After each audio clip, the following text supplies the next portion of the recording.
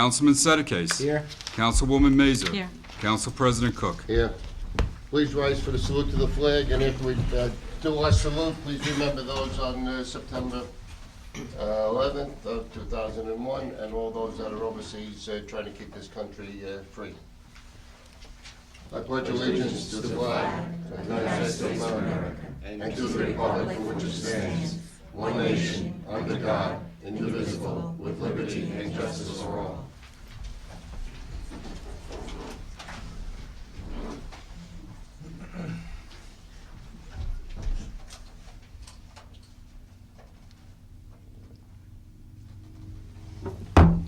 Mayor, you want to read something on about Oh, I'm sorry, I had one more thing to do. Open Adequate notice for this meeting has been sent to all council members by police messenger on September 7, 2002, and to all legal newspapers in accordance with the provisions of the Open Public Meetings Act, Chapter 231 PL 1975. Mayor. Thank you, Council President. This is a proclamation in remembrance of 9/11 that reads, Saddlebrook remembers, whereas the unprovoked attacks of September 11, 2001 upon America by foreign terrorists have thrust the United States and other countries into a war it never envisioned, militarily or diplomatically, and whereas America is fully committed to ensure our freedoms remain for all generations, and whereas world opinion needs to remain focused upon the eradication of these inhuman acts perpetrated around the globe, and whereas one way to accomplish this is to never forget that those innocent victims did not die in vain. And whereas America can fight back by reminding the world that the deaths of those people will always be remembered and they will be forever loved.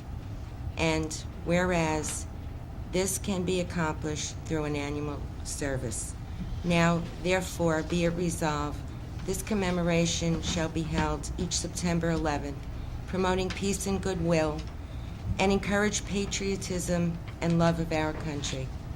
I ask that each resident remember those men, women, and children who lost their lives with eternal respect, and pray that fond memories of their loved ones may bring a speedy relief to their families. Given under my hand and seal this 12th day of September in the year of our Lord 2002. Thank you. Thank you, Madam Mayor. Before we go into our meeting, we're going to have some presentations. Ben DeFranco of Unico would like to make a presentation to the mayor. Good evening, everyone. I'm Ben DeFranco, and tonight I'm representing Saddlebrook Unico. As most everyone knows, last month there was a classic car show held at Saddlebrook High School. It was a great success. And Saddlebrook Unico did sponsor a concession stand. And tonight I'm here to present the mayor and council a check in the amount of $400 to be used for the Saddlebrook Community Youth Center. Thank you.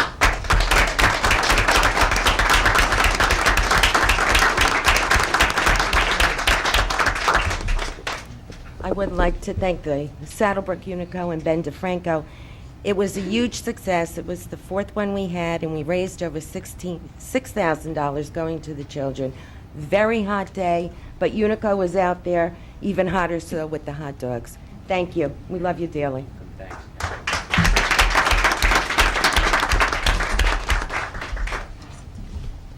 Anybody else would like to make a presentation? Mr. Wright?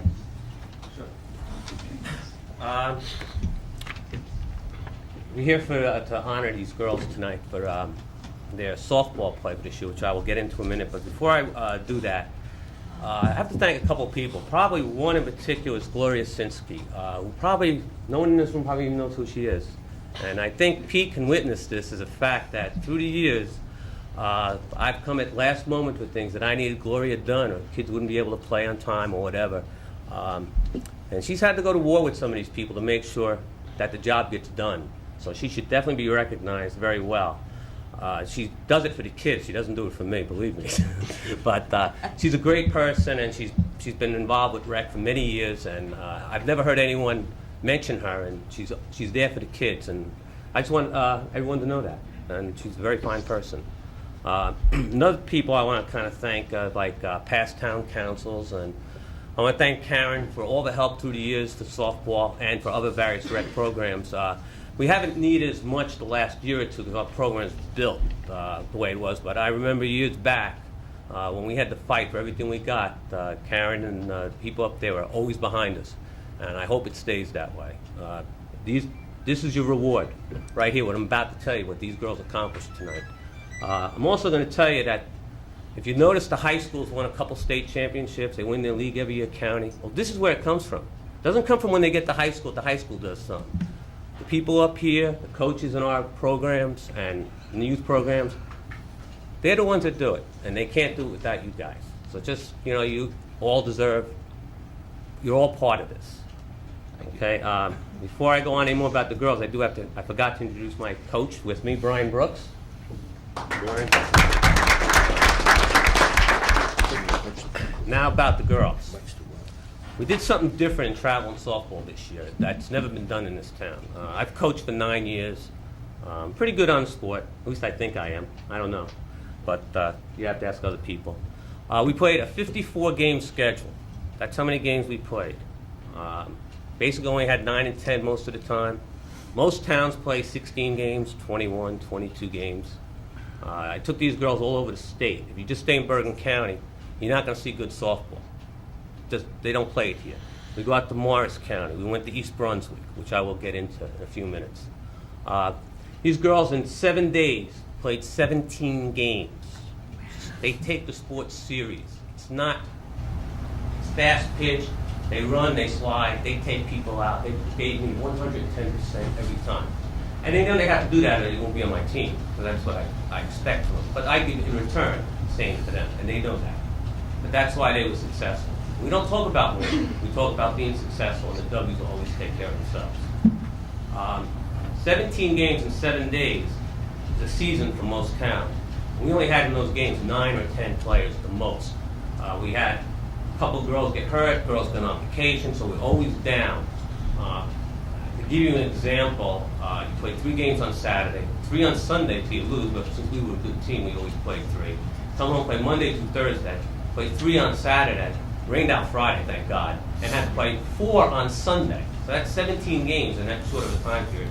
From East Brunswick to Bergenfield. It wasn't just in Saddlebrook. In fact, 3 games were in Saddlebrook out of the 17. So that just tells you how much time and dedication and practice they put into it. In July, we had 2 or 3 off days, from July 1st to July 31st. So they're the reason why Saddlebrook High School is good. Okay, so, and this is where it all comes from. To tell us about our season, we did 6 tournaments. First one with no practice, going to teams out in Kittatinny. That's where I took the kids. No practice, and we showed it the first game. But by the end of the weekend, we saw what we had to see, and I think we were 1-3 in that tournament. I think our overall record for the year was 38-15 or 38-16. So when you start out 1-3 and you go 38-15, that's pretty good. They got much better. They improved, but that's usually what I do with a team. I take them out and throw them in where they know nothing, and then teach them what they need to know. So from on to there, we went to Rockaway, and we did good in that tournament. And then that's 2 weeks. We gelled. We go to Hanover. We win the tournament and go 6-0 in 2 days. Just to give you what they're like. We play our other season, whatever. And then we go down to East Brunswick to play in a 17-team tournament. We made it fun for them. Stay in a hotel, use a swimming pool, pizza party. No idea I think we could win the tournament, and we won the tournament. So it was a very, very good weekend. And then we had that schedule I was telling you about. We go to the U-Gals tournament, which has 21 teams in it. And we play on Saturday, and we do okay. And then Sunday comes, and I say to the kids, and they'll tell you what I said to them right before the game. I said, you know what? We had a good run. just go out and have fun today, and I don't know what's going to happen. I said, you know what? We could lose and go home. Now, it's 9 o'clock in the morning when I'm saying this to these kids, just so you know what they go through. And I said, and it'll still be great. But you know what? The finals championship game, 7:30 tonight, won't surprise me if we're in it. So the first game, we're up, we're down, we win in extra innings. And guess what? Win the championship game at 7:30 at night. That's the fourth game of the day with only 9 kids. So 9 kids, pitchers and catchers, catch every inning, pitchers pitch, and then they have to play the field, they don't rest. So, just to give you all an idea of what it is, what these kids really do. It's not showing up, playing a game, and going home. So they should all be commended, because I've coached a lot of teams and in a lot of years, and these kids never once said it's too hot, it's tired, and this summer was regular heat. So now I'll introduce the players, we'll bring them up, and we got trophies to give you and pictures. And what I'd like to do with the pictures is, maybe I'll come back and get their names imprinted on there. So that picture up there we gave you in 1997, and no one knows who they probably are, the people in that picture. So It's true. we'll bring them up, they can stand up here, and I'll say what each one position they play. We'll start with Dana Mazzella, played outfield and second base for us. Dana, stand up.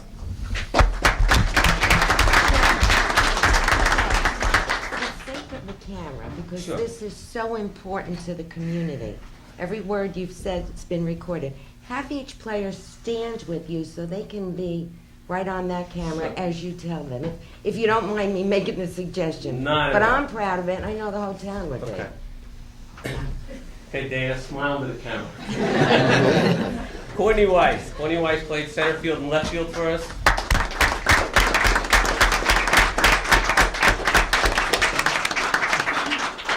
Lisa Vanderveer, probably the most guttiest kid I ever know.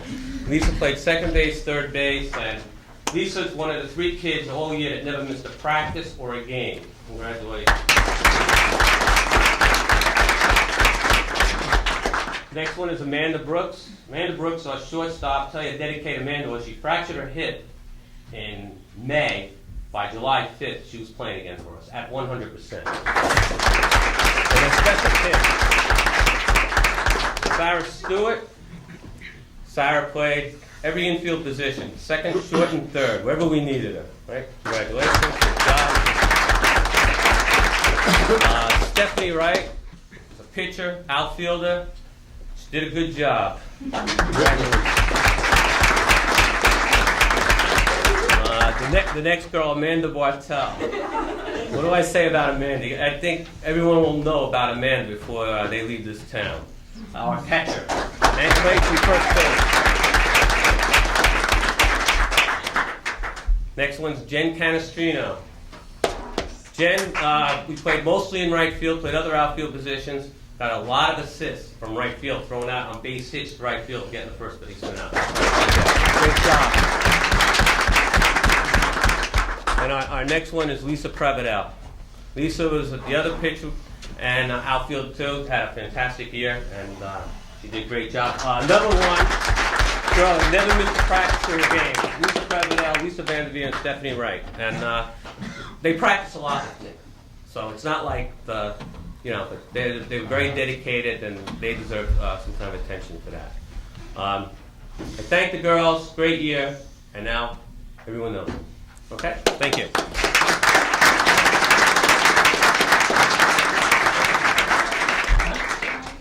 Oh, the trophies, that would be nice. We should take a picture. This is the East Brunswick trophy, by the way. Wow. It's a little big, it was a big tournament.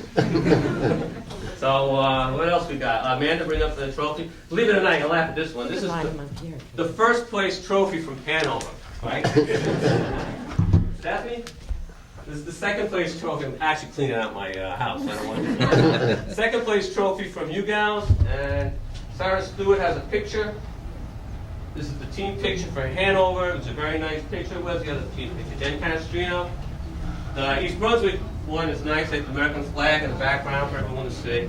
This is with their trophies, their individual trophies, and they gave us that big one. So, there's everything, and they wore the Saddle colors, blue and gold, and they did a great job. Oh, thank you. Thank you, Ben.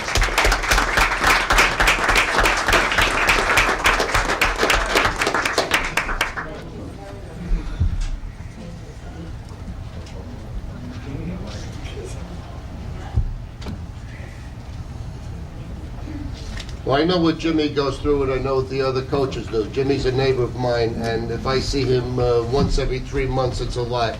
I see the car pull into the driveway, and I see it goes into the house for 1 second, and then he's gone for the rest of the evening. He's always had the kids at heart, and he's always been there for them, and number one. Jim, I'd like to ask one question. Your youngest is in cheerleading. Are you going to get involved in cheerleading? No. Thank God. Thank you very much, Jim. John, if I may say, Saddlebrook being the great community it is, years ago until this day, there was Art Vandersan who was Mr. Baseball. Well, I think Jimmy Wright is Miss Girls Softball or Mr. Girls Softball. Excuse me, Jim. But you know, this is totally on TV. I'll have to have them come back for another remark. Anyway, it goes to show you that recreation is so vital to this community, so very vital. And I think the reason being is that we have the support of the parents. You certainly always have had the support of the governing body. But I think most important, what it does for our youngsters, besides teaching leadership and teamwork, it keeps them away from drugs. And you know what? That's the battle, the real battle that's out there as a parent that you're afraid of. And you girls, I commend you. I really commend you, because girls have come a long way in the sports activities, and you're the leaders, particularly when you can go out and play 4 games in a day and then come back with a trophy like this. You have so much more to be proud of than you really realize. Don't let it stop here. May it always be a base and a foundation for your future. And thank you to all the coaches in Saddlebrook within recreation, to all the parents. Thank you.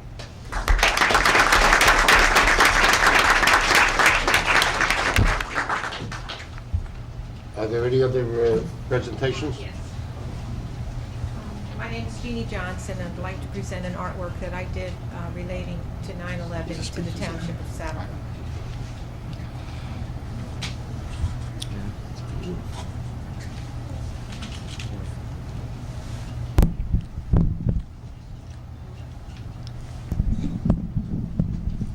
I know this isn't going to go far, but to the town council for your vision. Beautiful. And I'd like to give a little background on Jeannie. Jeannie is more or less like one of the coaches. She's new to a new program in Saddlebrook within the past 4 years, the Council of the Arts. And she, along with a few other great volunteer individuals, have talent that's out there, and what they've achieved by coming together under our recreation realm has been taking time out to teach children as well as other age groups right into the seniors. And Jeannie had done this last year. I think those people that are artistically inclined have a way of expressing themselves in a time of emotional state. She had brought this into me, and this year she's had it reproduced. And this will be hung in the town hall for perpetuity.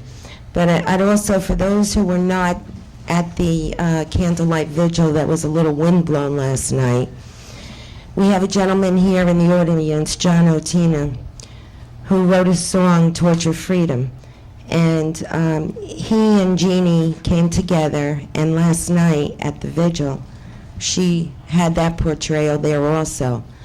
The Torture Freedom was written by Mr. John Otina, a lifelong resident, and it started out with a story about a lady, and the lady was crying as the towers were going down and the tears were coming, and in spite of watching what she was seeing before her eyes, she still had the courage.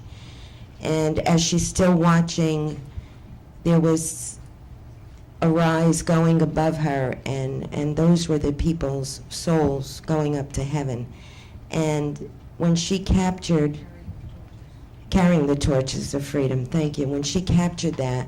So I would like to know, Jeannie, if we could possibly, or where that photo could be hung publicly for the public to enjoy. Donated that John? Could we possibly have it here, maybe send it around town to the town hall for a while, the senior center, to the Saddlebrook Library, and then I know the Art Council is having a show in October at Columbia Bank. So during that month, we can hope, John, that, and September 22nd at the, no, September 22nd is reopening, but October 26th is the reception for the Art Council. October 26th. So anyone interested, please stop by and see the beauty of the work and the talent of our residents. Jeannie, thank you very much.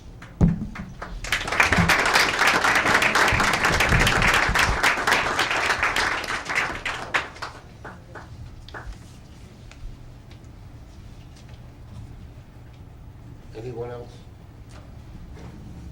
I need a motion to Make a open. motion open to the public. Second. All in favor? Aye. Aye. Anybody wishing to speak? Ma'am? Good evening. My name is Nancy DePalma, 588 Pine Avenue. I have two items I would like to bring up here. At the Board of Education meeting, it was announced that if the town council secured funding, they would reclaim the baseball field at the high school and make it usable. And we were told that the funding was secured and you were going to go ahead with reclaiming that baseball field. What a lot of us parents were wondering is if lighting is included, or if it can be included, if there are funds there, because it would drastically enhance the programs, because in the spring you have baseball season that starts quite early and the kids can't practice, and it would also assist in the recreation department for football practices that can't be held there when it gets dark too early. So if there is enough money, we would really appreciate seeing if lighting can be included. That grant that we have, and I'm not too sure what the amount is, but it's 300,000, Yeah, over 300,000. Okay. In my personal opinion, that entire grant money should be forwarded right to the Board of Education to speed things up. Because what's going to happen, we don't have an engineer, or we have an engineer, and I'm not too sure. But if it was at the Board of Education's disposal, they could do whatever they want and put their money, because I'm sure that that 300,000 is not going to be sufficient. No way. Once they talk with drainage. I don't know why we're getting involved with it. We got the grant, fine. I would make a motion, or let the majority make a motion to send that grant entirely at the disposal of the Board of Education to do whatever they want for that field. If we don't do that, and I'm telling you what's going to happen, the $300,000 is not enough. I've got some letters here from an engineer that gave ballpark figures that exceeds that number now. So that means I can't do it. And then I got to talk with the board of what we can and what we can't do. But if we gave that grant entirely to the Board of Education and let them spend it, and let them talk to their engineer and let them say, oh, it's going to cost 400. Oh, it's going to cost 400. Yeah, we'll put the extra money. I don't care what they do. That's the only way that thing is going to be done properly. If we do it and they do it, it's not going to happen. But I'm in favor of it no matter what they do. But it's best for everybody concerned that that money be transferred right to the Board of Education, or just let them do it and we'll pay up to whatever that grant is. Okay, if I could just make a comment. Right now, we do have an engineer assigned to that ball field. And he drew up specs for drainage and the baseball field. Those plans now are in the engineer's hands for the Board of Ed. So as soon as we get approval from that engineer, we can, Have you got an estimate what he gave as a ballpark figure for that engineer? yeah, we have an estimate, so it's with us. It's in the budget, it's Exactly. 430,000. I'm sorry? I think it's 430,000. I think it's more closer to 3 and All right, 330. I'm not gonna argue, but that's where we're gonna go. It's gonna exceed it, and this is without even bids being sent out. Okay, I was at the Board of Education meeting last night, and I asked them what the plans included, and they said it's a town project, and I should be coming here to find out because it was through the town engineer. So you're confused. So and we're confused. possibly, Well, the two should work together, and maybe if there is enough, it would be appreciated by all the students and the parents. I think to answer her question, Joe, Mr. Sedekis, and I'd like to know myself, is there lights included in that? I didn't There's get no it. lights included. We have total of maybe $300,000 in grants. And what we thought was, since we don't have any property of our own, we could help out the schools like we've done in the past. So the baseball field, as you see, it hasn't been worked on in 20-plus years. So we said, you know what, let's give it to the Board of Ed, let's put a new baseball field there, but if you're gonna do a baseball field, it's gonna need drainage. So that's included in that. Lighting has never been mentioned. I'm not quite sure what that cost would be. That would be more of the Board of Ed having to approve something like that, the lighting end of it. They've Okay. already said they're comfortable accepting the grant money for a baseball field, but no lighting has been mentioned. Okay, well then I can address it back to them when they get the plans back. And the second issue, and I don't like to take up a lot of your time, but a lot of us in the Long School area are very, very concerned, and there may not be as many parents here tonight because I'm already late for a PTA meeting. But we're very concerned about what's being done in town with these apartments, that the project that's being talked about and the project that's going to court. We're very concerned.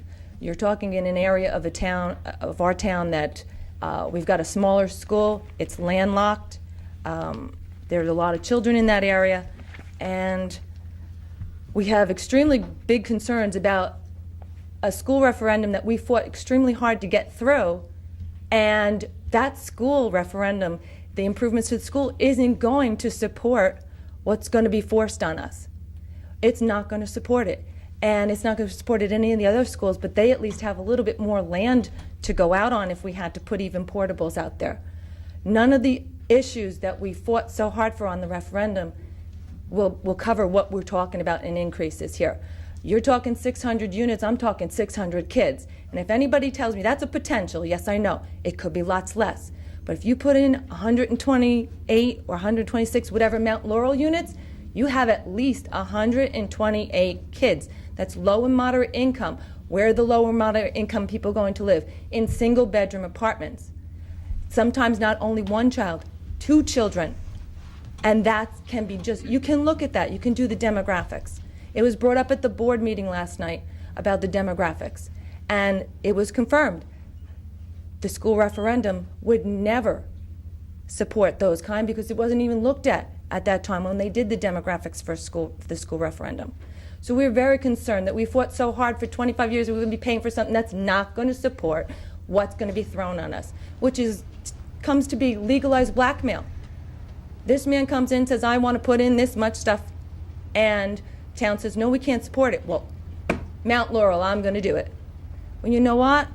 Somebody better go and get all these studies done because we also have traffic concerns in that area.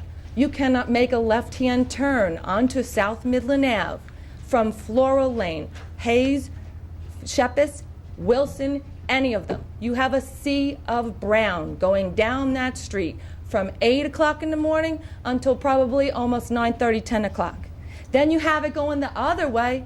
Come back there. Our neighbors in Fairlawn have asked you to look at and do whatever you can to stop because they're concerned about it. That Floral Lane is a through street. It is a trucking street. Any trucks can come down Floral Lane. We've been told that before. Our school is on Floral Lane. The safety of our children going to school can be compromised with all that additional traffic. What about the services in this town? I've already discussed schools can't be supported. What about the sewers, the water, the police? Well, we need to hire more police. We've got a whole lot more people. We're going to need more police. These are all these issues that are bothering all our parents. I can't come as a PTA delegate and tell you the PTA says. I can tell you that every person in my PTA as a parent is concerned about this. And because they've seen me talk here before and I've been talking for the school referendum, I've been voted as, okay, we have a PTA meeting, you go and then come back and tell us what happened. So it really is something that if you can fight hard, fight hard. Fight for all of it because I see it as, oh, you don't want to give me what I want? I'll claim Mount Laurel. That's blackmail. In any other terms of it, it's just legalized blackmail. On August 18th, there was an editorial in the newspaper, in the Record, where James McGreevey, the governor, He spoke more than like the mayor he used to be than the chief state executive he had become. And he says, in quote, "In many cases, the developer literally institutes litigation to coerce a municipality to accept wrong, ill-suited development. After he ravages the municipality, he then develops a moral purpose, is imbued by the Holy Spirit, and argues that affordable housing is needed." Since 1980, fewer than 30,000 affordable housing units have been built as a result of litigation. More than likely, a compromise is met where they say, okay, you can't do this, we'll do compromise. We won't go through the courts, we'll do a compromise.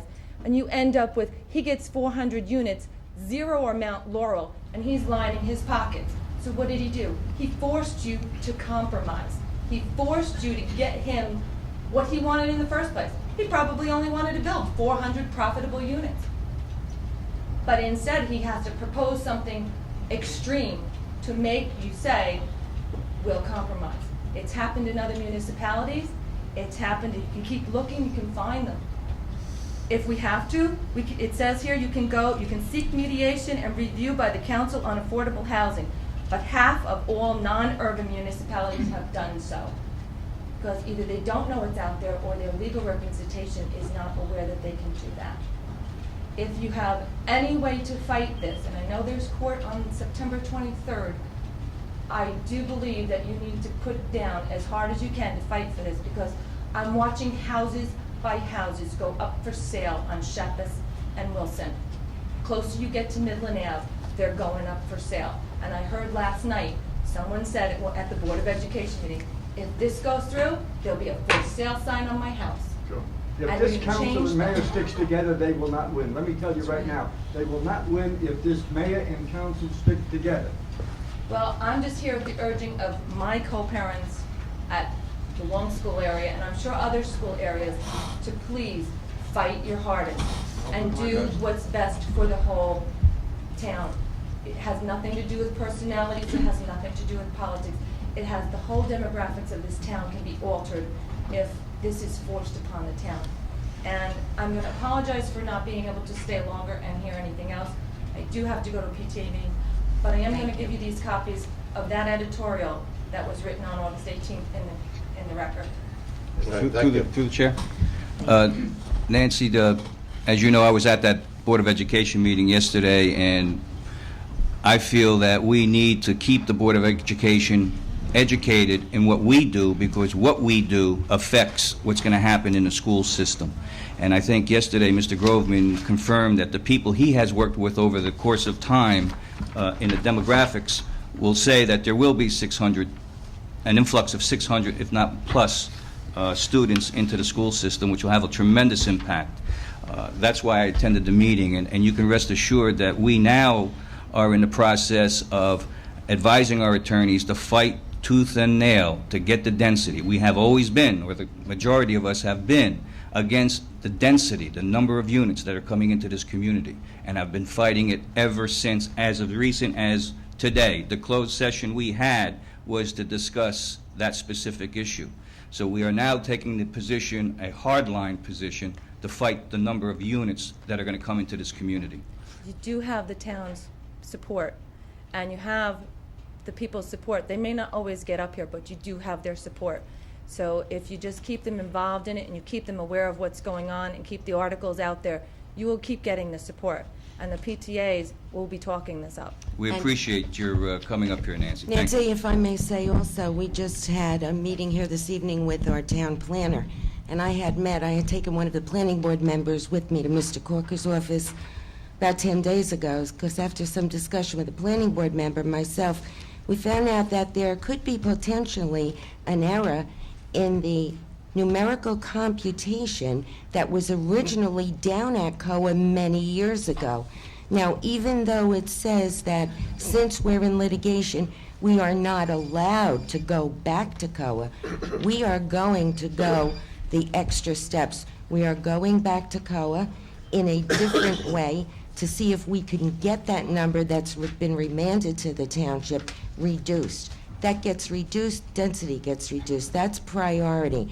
And additionally so, we're sending copies of those letters that the planner is sending to COA to the judge in hopes that he and the master consider it. I'm opposed against apartments. Particularly, we have a beautiful setup on Sampson Street. I'm opposed to the 3-4 stories. I sit on the planning board, and if this should come before that planning board and the council has the opportunity to adopt the ordinance, it has to be the right ordinance, the right zoning, in the right places for this town, and the right number. I think I could safely sit here and say, I, as mayor, oppose this. I will fight my hardest, as well as every council member and our attorneys and all our professionals. And we will continue to communicate, as Lou had said. We will appreciate everything you can do for us. Thank you. Thank you. Thank you, Nancy. Anybody else?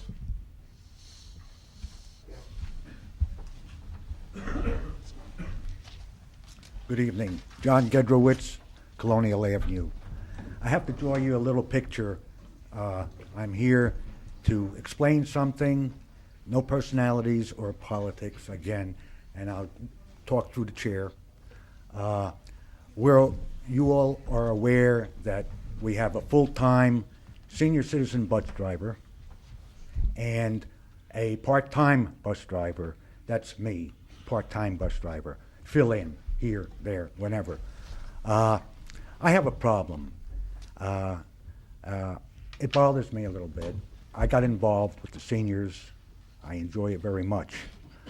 I was hired, interviewed and hired by our mayor and to cover for the regular driver while he was recuperating from heart surgery.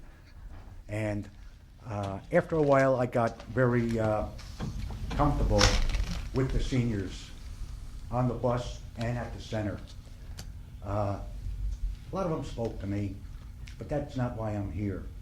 The reason I'm here is after I was hired, I saw that there was a lot of extra available time during the days. And I took it upon myself. The mayor said to use common sense when I was driving the bus. And I tried to, and I did the best I could.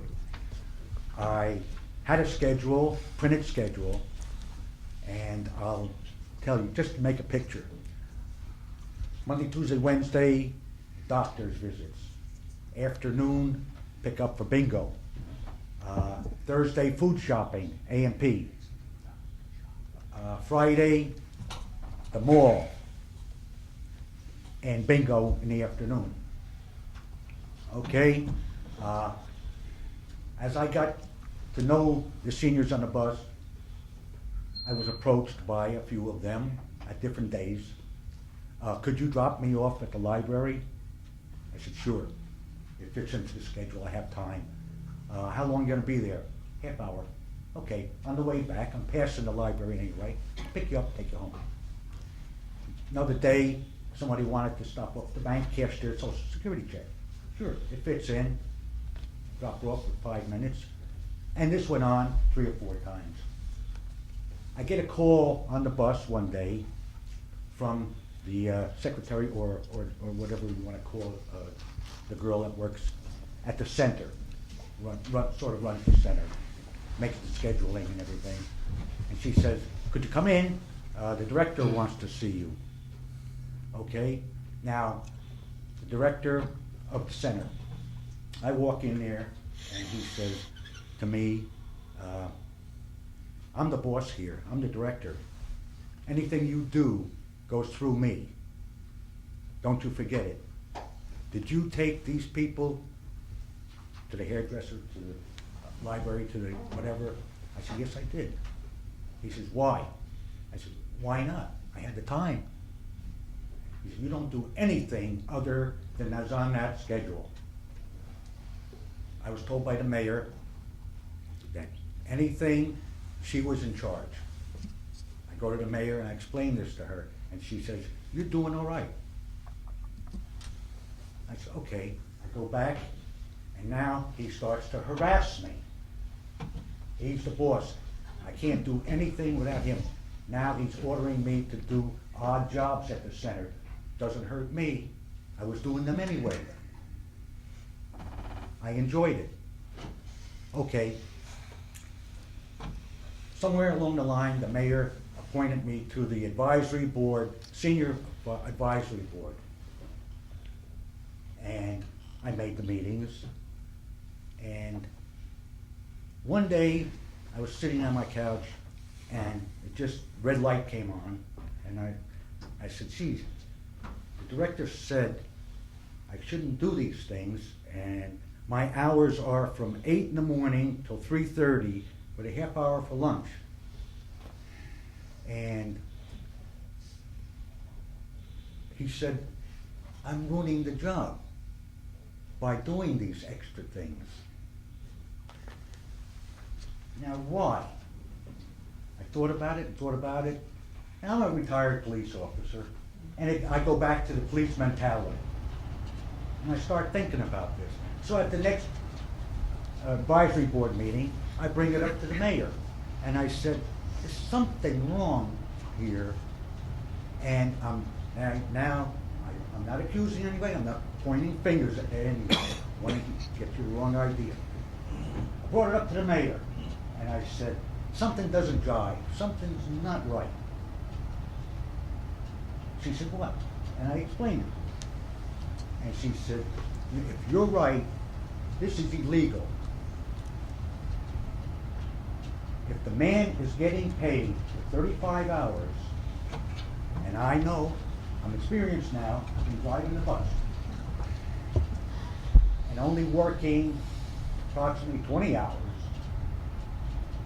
and I was getting paid $10 an hour, that's a lot of money. That's like $400 a week.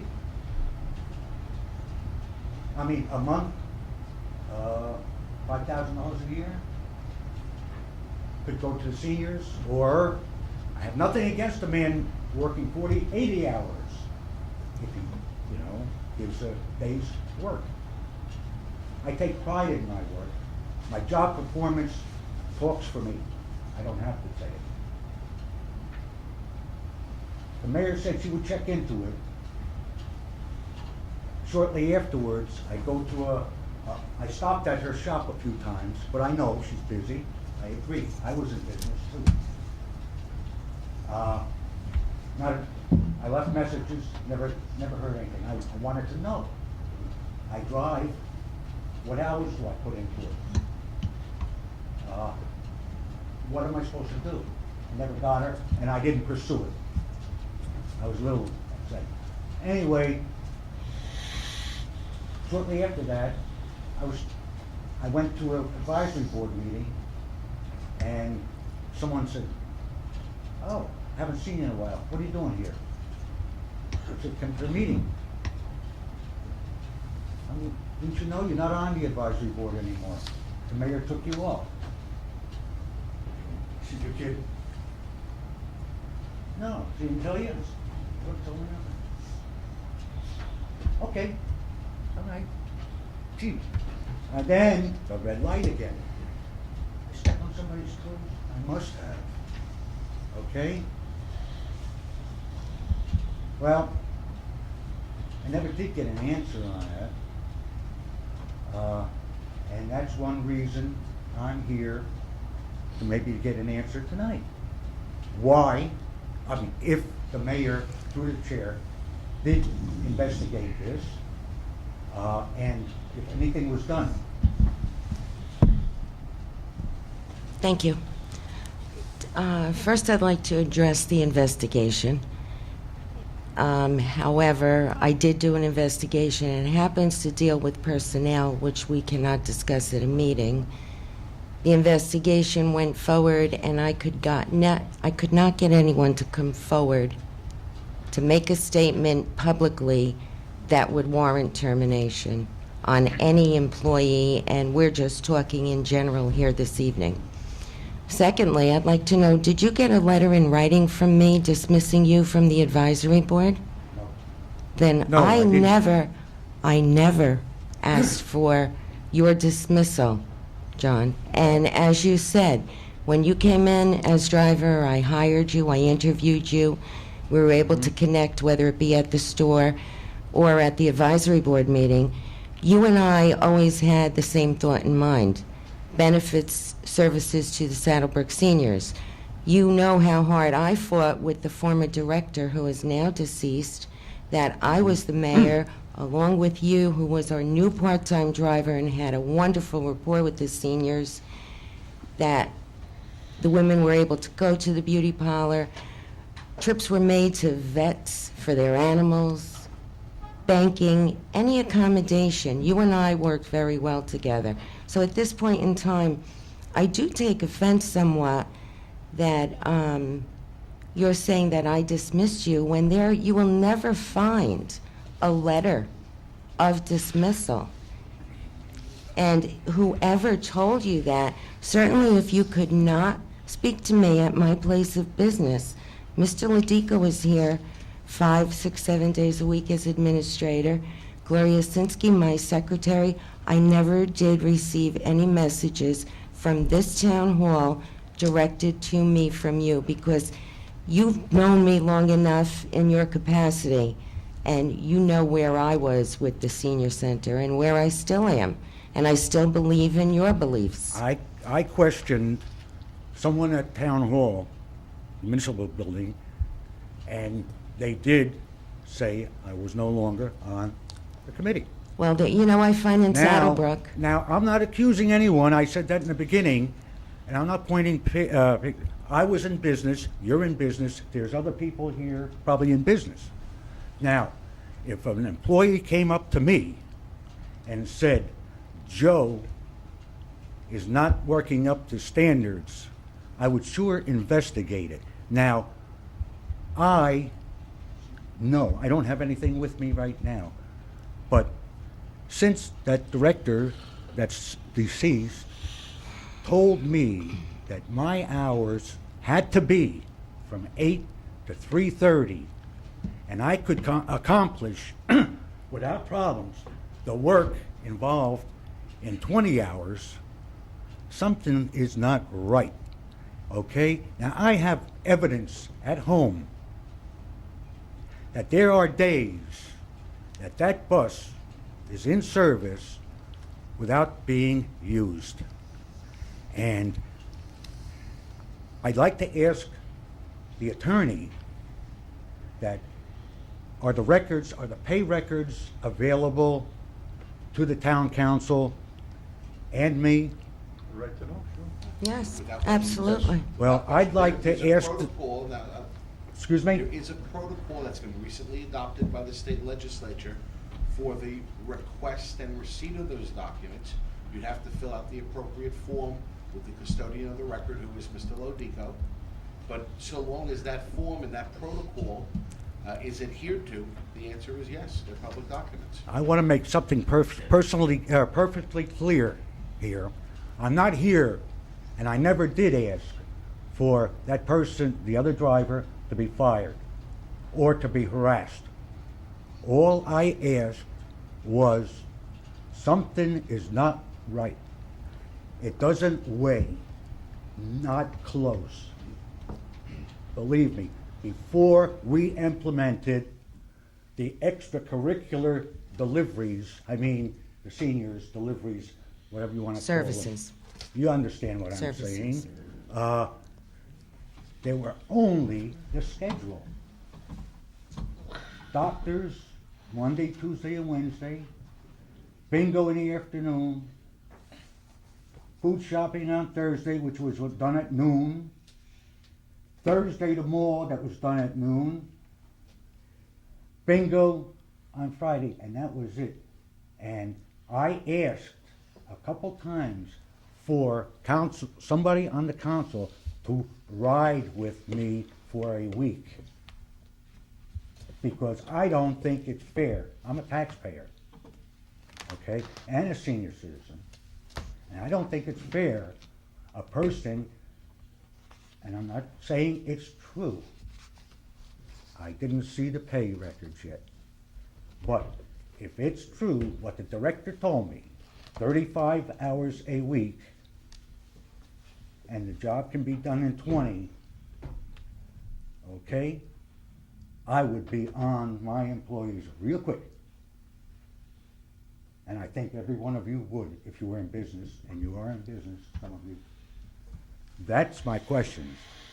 Someone brought up to me, because I discussed it with someone, that the mayor took you off the committee, and you shouldn't go up there and say what you have to say, because you might lose the bus driving job. John, Well, I I don't may. make that much on the bus driving job. I enjoy spoiling the women. That's it. I And wanna he's good at it. and I He's wa- very good at And it. I want to say something else. I said it hundreds of times already. If we live long enough, every one of us might need that bus. And damn it, take care of that bus.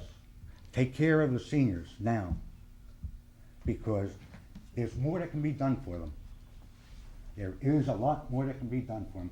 There's a lot of them in this town that cannot get out of the house except for that bus. And it bothers me. There's more to it than I'm telling you tonight. And I say this, I say it to every councilman here, the mayor too. I will meet with anyone, not one person. I will meet with council members anytime.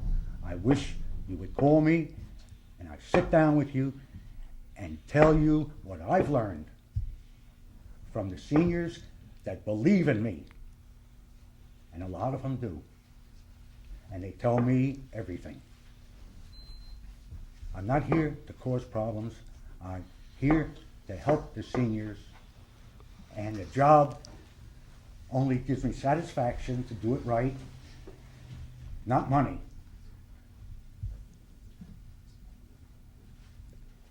That's all I have to say. John, if I may, you were never removed from the board. You should never feel threatened by your position. How could you, if you hear second information, you must come to the source. I have never submitted a letter, never had any thought in mind to do that. You brought No one a ever. great service to the Saddlebrook Senior Center. I'm working with the county regarding some transportation, additional transportation efforts for Saddlebrook. And believe it or not, because of the combined efforts in this community, where your suggestions came in, where I wanted to see it go, Saddlebrook, within 70 communities in this town, is going to become a pilot program for the services we do offer. So we have a lot to be proud of here. You Not- cannot undermine the trips and the availability of the bus and the expanded services that I, as mayor, have instituted and created, because, as you said earlier, you had a former director who would not. And I came along as mayor and I said, I'm sorry, but there is a need here, and we will fulfill a need. And my suggestion is, I would very much, before you leave here this evening, like to make an appointment with you for one day next week in the town hall to sit, review the records, whatever is on your mind, open up any books you would like opened, and discuss it. And to your satisfaction, sir. Well, like I said before, I won't sit with one person.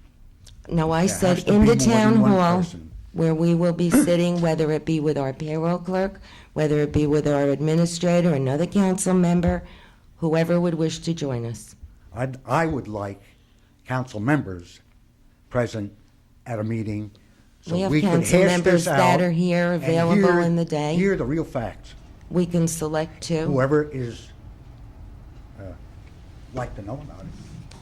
Whoever is interested, you know, and I'm sure you all are, because you're all gonna be 65 and 80 someday. I say we can't rest on our laurels. I passed it already, John. I'm only And so did Eddie. No, 64. 64. What he, oh. Thank you for your time, patience. I would welcome, like to John. offer you an appointment right now for your schedule for next week, please, before you leave, so that this is being brought to my attention, and we're taking care of it immediately. And if you just give me one moment, please.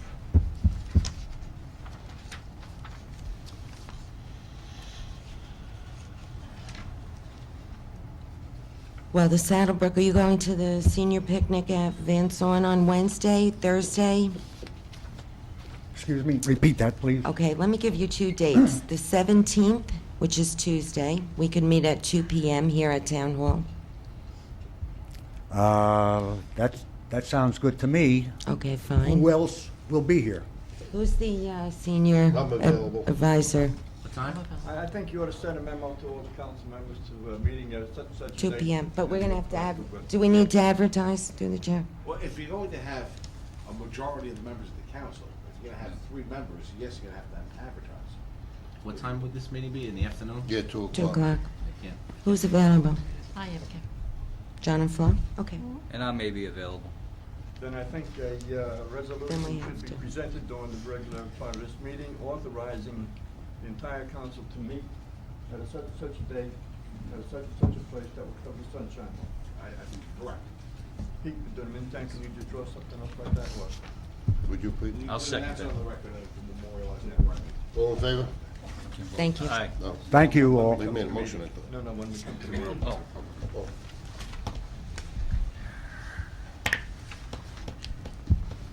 It's a closed session. No, anyone else? Anybody else? You did say 2 o'clock The on Tuesday. 17th, yes. Thank you. Nobody else? Victor? John, you don't have to tell me. Be sure. Okay. I wasn't gonna say a word, Victor. I know you want. Okay. Okay, I'm Victor Cabrera, 590 Hickory Avenue. I get a couple important things to bring up tonight, but before I do, I'd like to straighten out a point. Last meeting, I was accused of finger pointing. And I would like to put into proper context the meaning of finger pointing.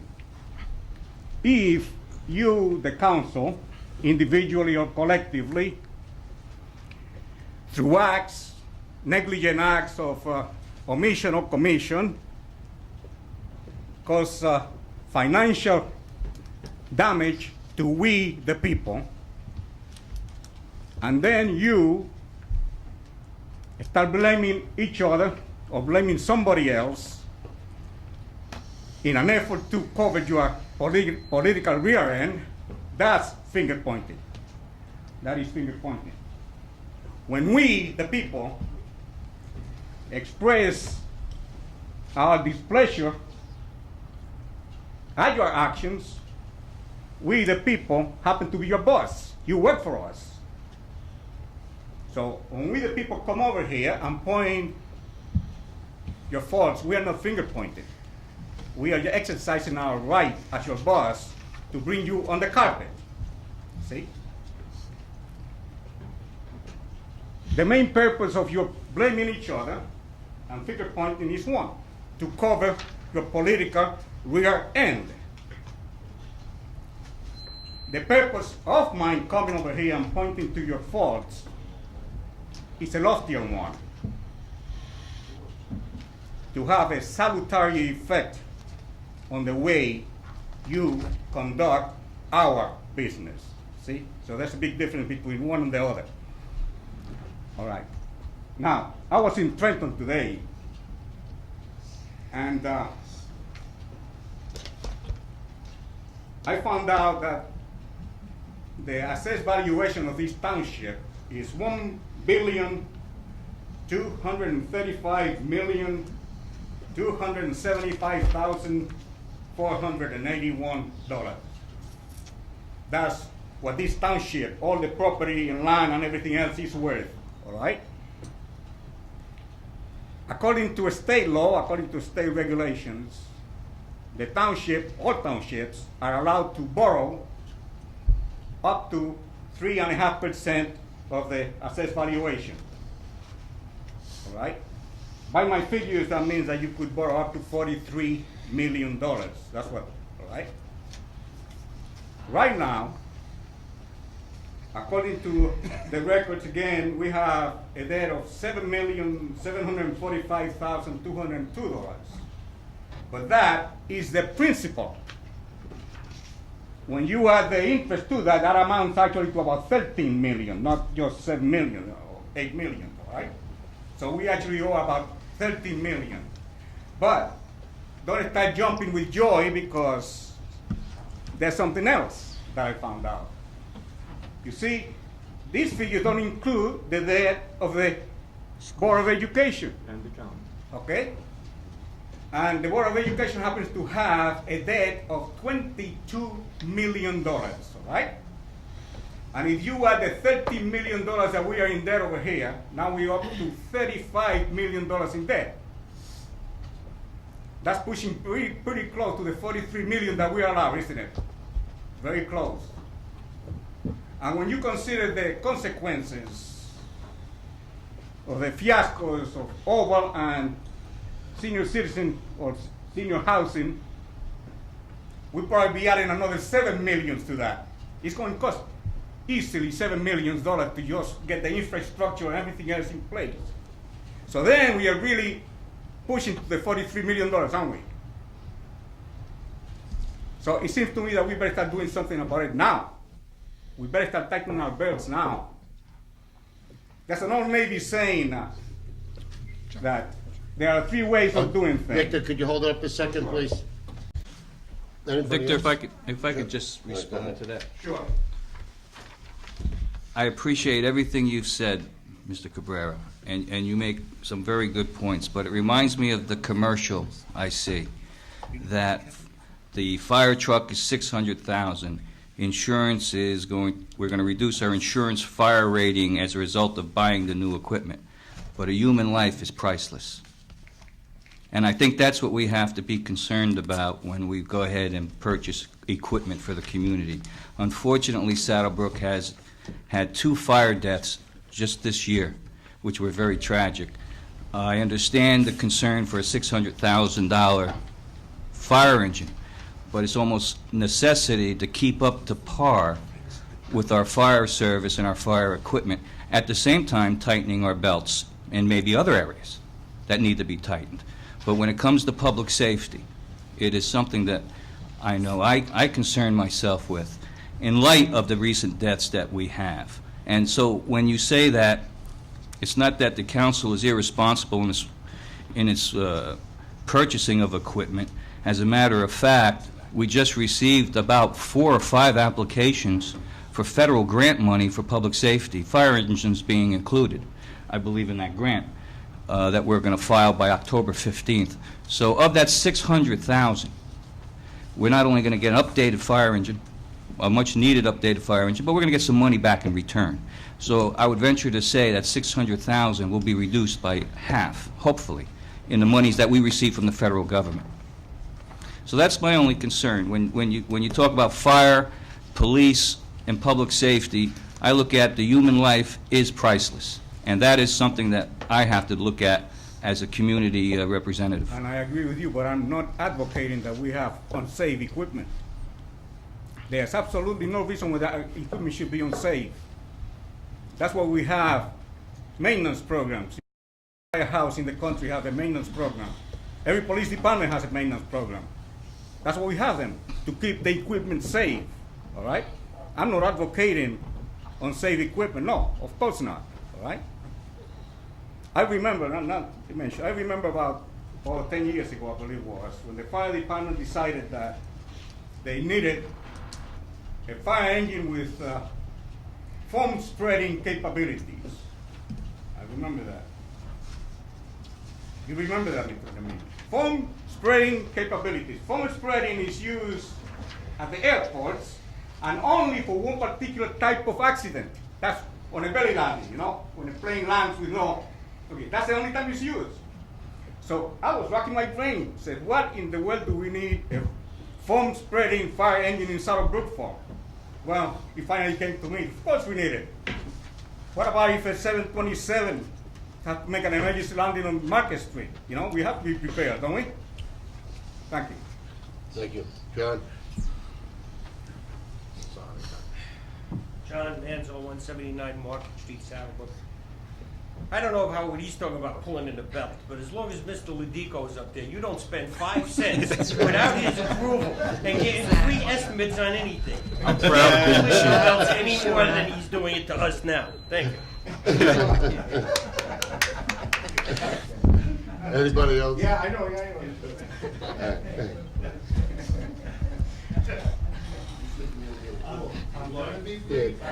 Good. Like to, whoever else is getting up there, they can make it as brief as possible, please. The man is absolutely right. I used to live across the street from Peter, and I can tell you, he used to get 12 estimates on who's going to cut his lawn. As I promised you last time when I was here, I had full intentions of following up on the COLA situation. But before I get into that, I want to share something with the Saddlebrook Television.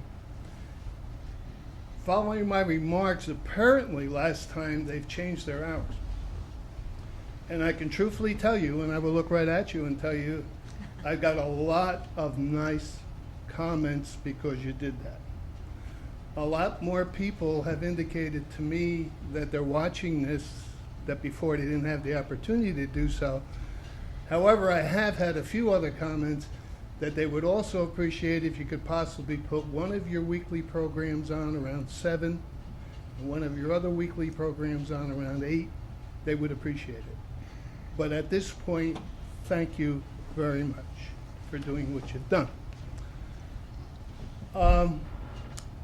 Following my meeting meeting with you last time, I got on the phone as I told you I was going to, made a lot of calls.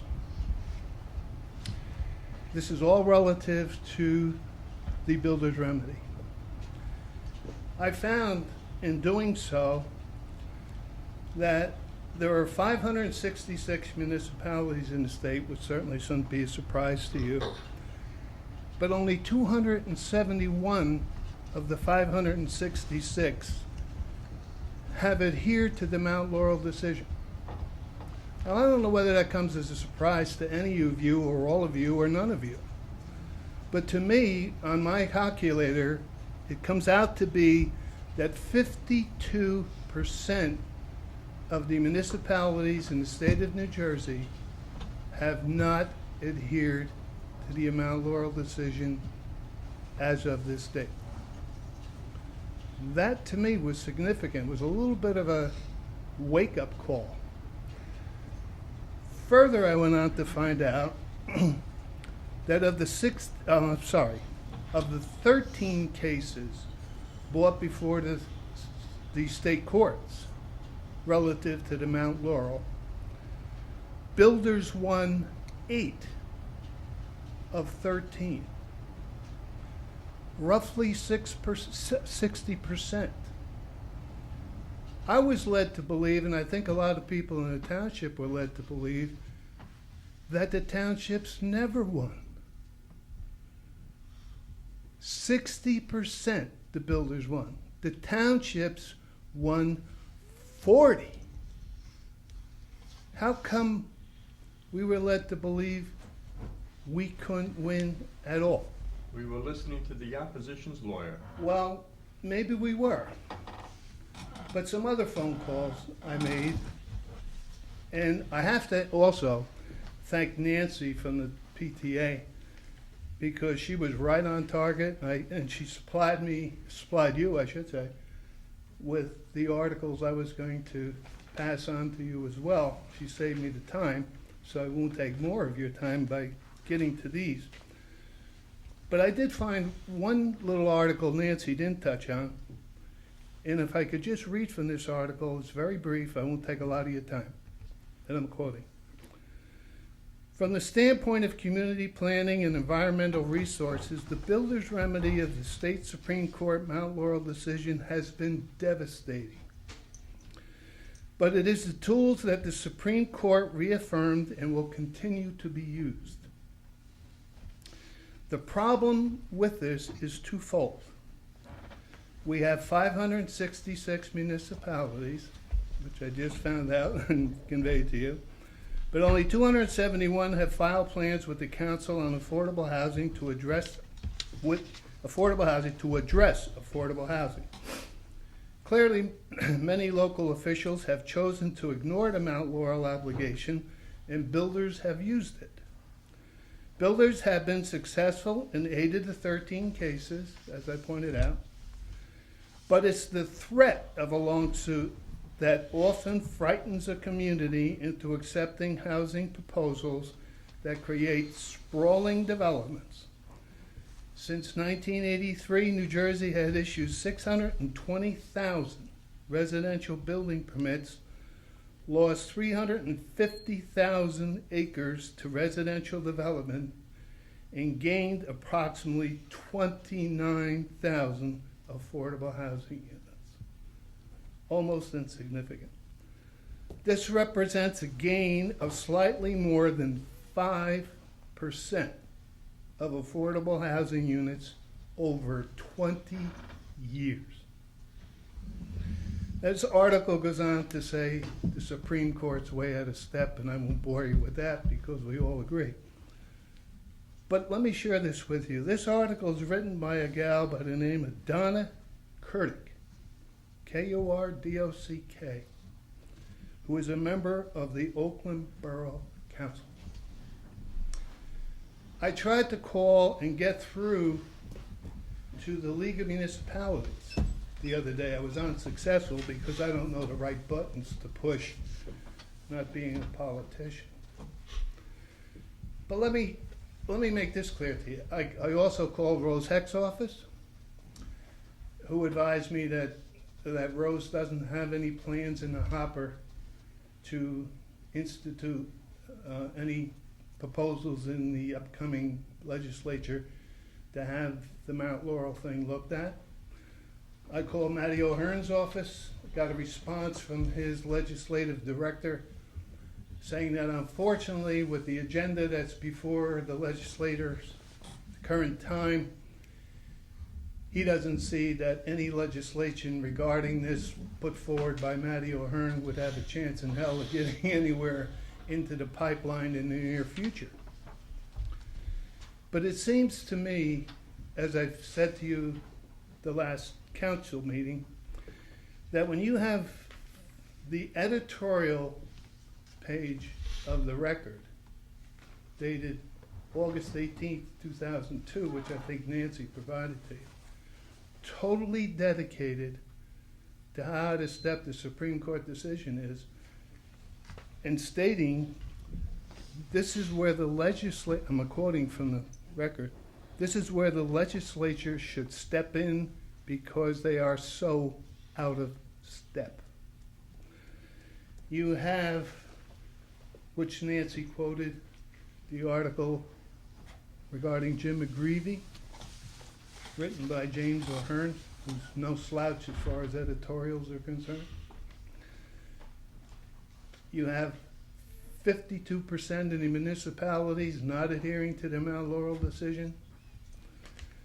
40% of the municipalities winning in state court. Leads me to believe there's room here, folks. Okay? Let's not, as Nancy put it, and she did it even better than I can, let's not roll over and play dead.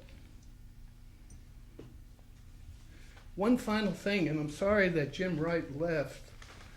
I wanted to do two things. Number one, congratulate the recreation people. They did a marvelous job, and they deserve these trophies. Believe me, these guys work hard, and the girls worked hard.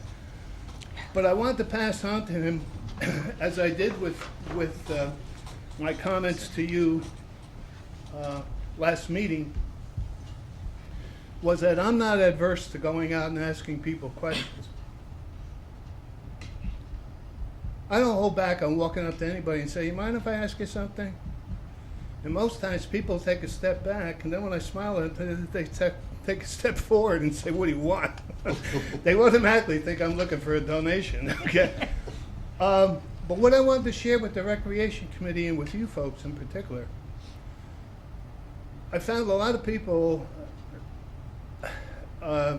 very interested in recreation, very, very few people against it. Okay? Hardly any, let me put it that way. But what I found surprising was when I talked to women, underlined women, and said, how would you feel about a rec field at Mayhill Street? And they said, where? And I said, by the factories, by the chem plant, by the pumping station, right along the railroad. Negative. Most of them said, I wouldn't allow my kid to go there unless I was with him or her, and I wouldn't allow him to walk there. Okay? I'm not knocking recreation. I'm just telling you what I'm hearing. Okay? And most women were not favorable of Mayhill Street. They said, you mean where that stink is when you... I said, yeah. Yeah, that's the place. That's how they know Mayhill Street. And they said, my kid's not going there. Okay? I asked them, how about Rosal Lane? Didn't know where it was. Didn't have a vaguest idea where it was. Sampson Street? Yeah. Okay, everybody knows where Sampson Street was. And is, and pretty favorable. They said, yeah, over by the townhouses, yeah. How about down by Quick Check, North Midland? Good, but where do we park? Can't park on Midland Avenue. And they're right, you can't. Which means then you got Fairlawn starting to scream at us, like the gentleman was here, the meeting last time, saying, please have mercy on Fairlawn. We can't handle additional traffic and what have you. And one person brought up to me, and I really didn't think about it until this gentleman brought up to me when I was up in the chow mein place. God forgive me, I don't know the name of the place, but I eat there all the time. I get my food there. Up in the IGA Center there. And one guy pointed out, we were standing there waiting to get our orders, and the one guy said to me, has anybody talked about what Elmwood Park is doing down by the railroad? And I said, what are you talking about? He says, Elmwood Park on Moeller Drive is putting in 180 some senior citizen housing units. What's that going to do in addition to what may happen to us? And I said, I read that in the paper, but it didn't register. And I said, but now it does. Yeah, that's another piece of the equation, if you would. Okay, so I just bring you up to speed on what I've been finding out, the phone calls I'm making, and what have you. And I'll tell you the truth, I was a little depressed when I left there last meeting because General Counsel both kind of indicated we didn't stand for prayer. And when I make these phone calls and find out these facts, and I'm saying to myself, 40% of the towns won. We got 52% of the municipalities haven't done this. Can't we go to the League of Municipalities and get some support? I think if we contacted this Donna from Oakland, I'll bet she'd jump on the bandwagon. Her letter indicates to me they're looking for support. And if you get enough support from enough municipalities, believe me, you can change a lot of things. But you've got to have the ingenuity and the diligence to do it. And that's all I'm asking you to do. Thank you. John, Thank you. Mr. Hanley? Resolution 15, I'm going to ask Pete if we could have it read separately, but it relates to many of your comments, asking the New Jersey State Legislature to revisit COA requirements on fine. municipalities. Oh, that's great, Joe. Okay? Thank you. Yeah, thank you. Mr. Council President, if I may, and I hate to be the one to have to burst a bubble of euphoria. Sir, when you were supplied with this information that the towns won 5 of those cases, what you weren't told, and obviously you haven't read the cases yourself, No, I have not. That's true. that in each and every one of those cases, while that developer's remedy was denied, and yeah, the developer lost, the court still said that the town was obligated to provide its Mount Laurel obligation. They weren't relieved of their Mount Laurel obligation. Okay. What happened was that particular plan, and the most recent case on that is the Tenafly case, where the town is still required to provide its Mount Laurel obligation, That's fine. but that developer's plan was shot down. But that gets us off to 600. No, it doesn't. It No, does? no, it Well, doesn't. How could they win and still have to do 600? Have to do 600? I don't It's the question of how it's done, where it's done, not what is to be done. understand. The I'm 600 confused on that, that's what I have to tell you. I really am. How could they win and still lose? I don't No, no, no, no. understand. They won. The developer's plan is shot down. The court says you will not build what you are proposing. But the municipality, and I'm not saying in this case because it hasn't happened in this case yet, the municipality is still obligated to supply the COA certified number of low-income housing units. The way that that particular developer chose to implement the plan was what was defeated by the court. The other thing you need to know is this, and believe me, the town's lawyers are going to do everything possible Fine. to attempt to defeat this initiative. Mr. Chairman, may I answer the gentleman my way? Well, can I please finish? Go ahead, yeah, I will. Unfortunately, what the court who's gonna decide this case, Judge Mecca, is bound by, is the decision of the Supreme Court, not the editorials of the record, and not the expressed opinions of a councilwoman from Oakland. Until the legislature wakes up and repeals this law, this judge is going to be bound by these most recent Supreme Court decisions. I'm not saying that there is no chance, but I also want to make the record very clear that what these cases consider municipal victories do not in any way alleviate those municipalities' obligation from complying with its Mount Laurel quota. You don't escape the quota, you merely escape that developer's plan. Right. That's Yeah, all. now if I can say the same thing, we're not in this battle to lower the number, 128 units. If it's 128 units, I'll accept that tomorrow. What I don't accept is this builder's remedy for 10, 20, and 40 Sampson Street. This town, we condemn 20 and 40 Sampson Street. They can build 127 units any place else in this town. We've been sort of deceived by Mr. Hall, who says they constantly win. They constantly win. And maybe some of us have rubber legs and some of us don't. The biggest problem is, I'll accept the 127, but I will also accept the victory in the courts that say that we're going to get 20 and 40 Sampson Street, or the very minimum, 20 Sampson Street. And if we get 20 Sampson Street, then his jewel cannot be put on 20 and 40. That means the court will say, you can do on 40, but now Tattlebrook, you still got to get parcels of land for 127 units, which we can do. We already have zoning in place on Midland Avenue from President Street to Route 46, where it was in 1985 or 1990, I'm not sure the date, where we have multiple stories, 2 and 3 stories. When the judge tells us that we have to provide for X amount of places, we can. We can give an incentive by instead of 2 and 3 floors, we can say 3 and 4 stories. It makes no difference in that area. It will compensate for it. We do not have the water, we do not have the sewers, but the courts don't look at it that way. We got to provide regardless. As long as we win in court with this developer, what other developer is going to come in and develop brownfields, which is on Midland Avenue? But we can designate it, and that's all we have to do. We do not have to provide a space where they can do it. We stick together, the mayor and the council, we win. When someone else wavers and blinks, you're lost. And we're losing because Mr. Hall intimidated some people. And you're going to be sued, you're going to be sued, you can't win, you're going to pay the fee. Well, we're so far down the pike that if we stop now, we're crazy.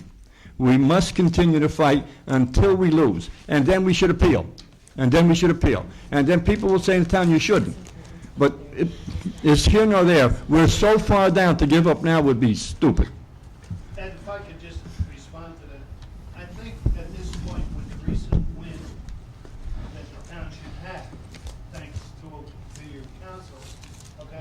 we are in a better bargaining position now than we ever were before, without question. You took his Taj Mahal, okay?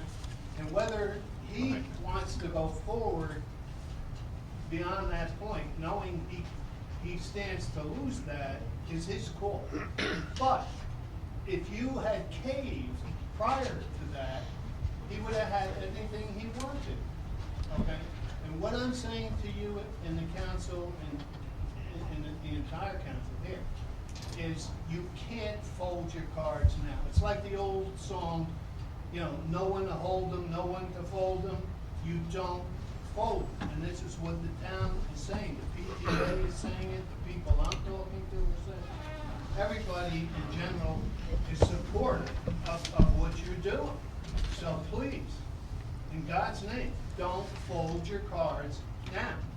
Even if you gotta go through the appeal process, do it. Through the chair. All right, thank you. Exactly what you're saying is what we've said in 2000, and we're saying it now in 2002. We have not wavered. I think we're all, as we indicated one time before, trying to get into to the same place. It's just how we're going to do it. I know myself and Mr. Kugler they tease us about staying the course. But that's what we've been doing, is staying the course. I think the rest of the council, and they can speak for themselves, feel the same way we do. We are going to fight this, and the density has always been a sore spot for me from the day one. I don't agree with the 624 units. I think there's room to reduce that number, and I think that we can go through the appeal process and the opinions of other professionals to do that. So from my perspective, has always been, and this is not political, there was no politics going on in 2000 when we started this. This was something that's going to affect the town for many, many years, and I'm as concerned as the other council members on it, and I'm staying the course of reducing those 624 units in this community. Thank you. Mr. Chairman, if I may. The hour's growing late. There's some other people that want to talk. Listen, I- this is important because this very- applies to this particular thing with this. Victor, Yes. please. I was giving you permission. You don't have to raise your voice. All right. Please make it short. Why is it that every time I want to say something, you always say to me, please don't, No, don't Victor. talk much, please don't do this, because why is it me and nobody else? Maybe No, explain that to me. no, I stopped a couple other people. Why? Why me and nobody else? It's not only you, Victor. Huh? Victor, the Why? hour, Why don't you Victor, explain that to me? Victor, Why? excuse me. I was ready to put, somebody else had their hand up, and then you spoke as I was getting ready to have that other person get up. I just have one question for Mr. Foguero, to you, if I may. Is it too late for us to submit that affordable housing plan to COA? Yes. It is And too it late? became too late the moment that they filed the developer's suit 2 years ago. Once the suit is filed, COA loses jurisdiction, and jurisdiction is vested exclusively in the Superior Court. So we have no remedy in that way? We have let's put it this way, Mr. Cabrera, and I don't want to be cute, but at the same time, I don't want to disclose litigation strategy either. So please walk the fine line with me, okay?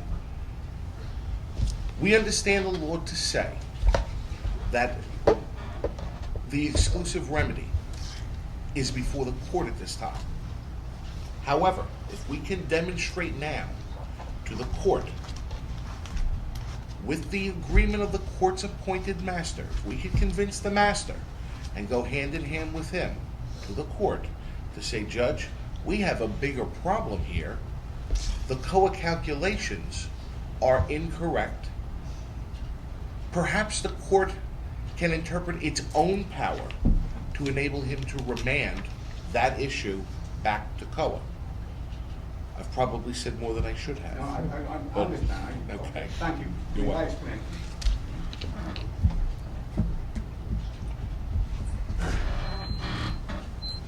Jack Altamus, 126 Gilman Terrace. On a lighter note, I want to, on behalf of the organizations that I belong to, including the Gray Hair Squad, John, which you're a member of also, I want to thank John for one hell of a show that he put on with the car show and the money that he raised towards the center that we hope to get one day. I think John did a fantastic job. I think he did over and above with anybody else, and I'm an old car enthusiast, and I had a great time at that. I helped out, and I want to tell you, John worked hard. He worked very hard on that. It seems that the car show is getting bigger and bigger John, each if you year. only work as hard in the sewer department, you'd be all right. Oh, that hurt. And on the other You light wouldn't have that side, smell on Mayhill Street. on the other light side, if Nick was here, I was going to tell him the same thing. He put a lot of effort into the baseball marathon. I know a lot of Joey. I saw everybody there, John, myself, Carl. It was a good time. It was a great time. We worked hard, and I think Nick also deserves a good round of applause for what he did. Thank you, Jeff. Anybody else? Motion to close? Where are you going? We didn't hear a woman. You threw her out, John? Motion to close? Second? All in favor? Aye. Aye. Before we go into business, I just would like to have a letter read that I received from Senator Joseph Caniglio.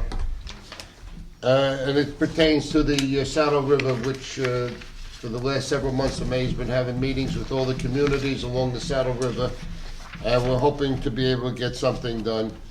The big holdup on this was contamination in some areas, and the state, from what I understand in the past, did not want to give the extra money to, or they weren't able to get onto these properties to clean up the contamination. Pete, would you read the letter, please, that we received? Before you do that, can you hold? Do we need the engineer? No. No. I'm only I'm saying, sorry. why are we keeping him here for an hour? He was hiding, I didn't see I him. know, I know.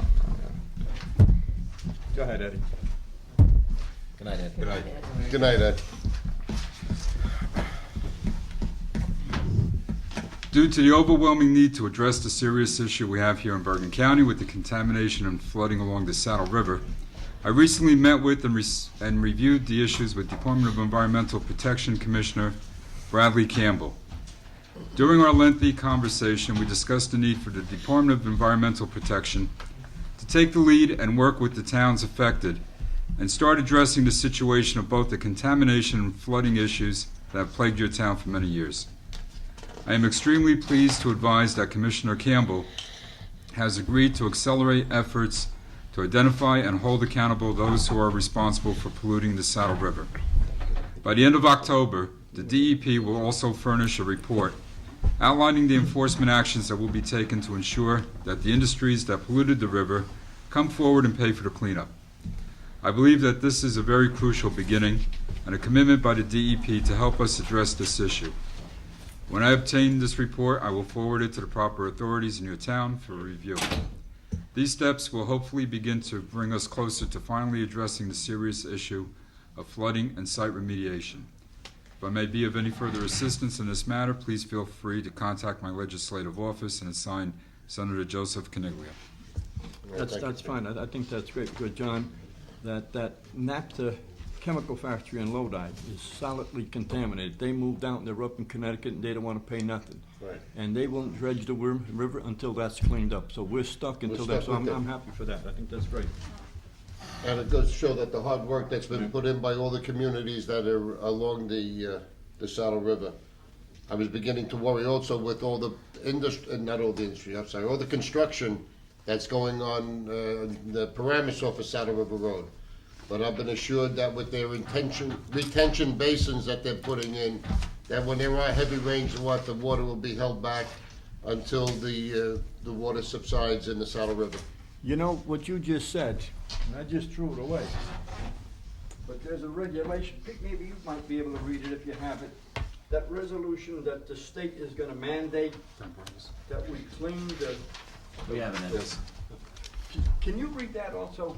That is something that's very interesting, that they're trying to make the municipalities statewide, not statewide, countrywide, to clean up the streets when the water goes down the catch basins and it goes into the river, and that's, say, it's 60% of the pollution, which I don't believe it. I believe the pollution is done by the business owners along the river. But if that thing passes, it's gonna, this is my speculation, we're gonna have to get a permit, they say, to take care of our own catch basins. That means now we're gonna pay money to the state to dig up the dirt. Now where are we gonna put that dirt? It's contaminated. So I think that's a pork barrel for somebody, and please, it's only suggested, but it's coming from the federal government right on down. But our tax burden, who was bitching about the taxes? You or something? If this goes through, and I think, I've never been to a convention, but I'm going this year because I want to understand what this is talking about. That might be very dangerous. It's worded so beautiful that it thinks that it's the savior for everybody. And I don't believe it, because how am I going to stop the water on Saddle River Road when it ices up in the winter and we ourselves put the salt on it and that salt goes down? That salt now contaminates that ground, and that groundwater is going into the river, so they want us to stop it. So I believe they're gonna have some type of regulation, and they're telling us not to do nothing until they formalize it and tell us what we have to do. But they're gonna charge us for a permit, I understand, and now they're going to say, you got the permit for how many manholes? What'd you do with the dirt? So I believe that's a catch-22, but believe me, and we, the taxpayers, are gonna pay for it. So Peter, if you just read it, because it might be understanding to somebody. Before you repeat, there's one thing though, with the dirt that's in the catch basins now, we have a hard time finding a place to dump that, and the dumping fees for that stuff is quite high. Well, wait till this happens, Yeah. you pay twice. Municipal Stormwater Regulation Program. The League, and this is the League of Municipalities, has been informed by the New Jersey Department of Environmental Protection that a new national program mandated by Congress and the U.S. Environmental Protection Agency affecting municipalities is on the horizon.